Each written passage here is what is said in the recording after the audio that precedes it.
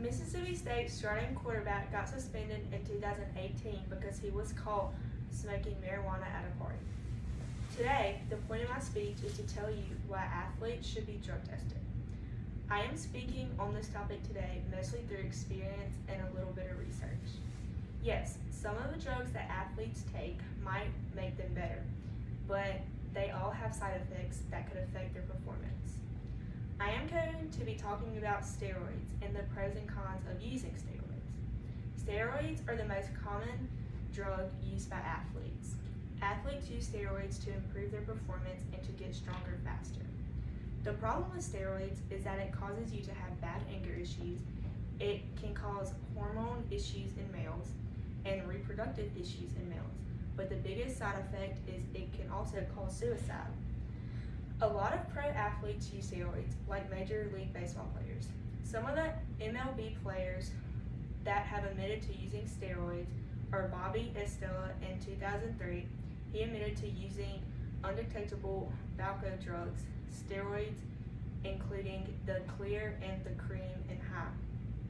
Alex Rodriguez also admitted to ESPN's Peter Gammons in February 2009 to using performance-enhancing drugs from 2001 to 2003. I read this information on Fox Sports and I saw it on ESPN. Now that we have talked about steroids, let's move on to marijuana. Another drug that can cause problems in athletes is marijuana. There are some people who smoke weed at parties or just every day for the purpose to get high. This type of weed contains CBD and THC. THC is what makes you high, while CBD calms you down. The problem with weed is that most people smoke it, which causes problems with your lungs. Also, it can lower your blood pressure, it can cause hallucinations, and it can also cause your heart rate to go through the roof, which could cause you to have a heart attack.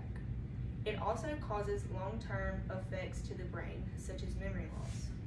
Although CBD does help with pain in the body and calms you down, there's still the side effect of lung damage, which all athletes need to run. The CDC also states that vaping THC caused the mysterious lung disease in 2019, which caused 30 deaths out of the 1,600 causes across the nation. I hope this helped you learn why athletes should not smoke marijuana. Next, I will try to explain why all athletes need to be drug tested. I'm going to be telling you why it is so important for athletes to be drug tested.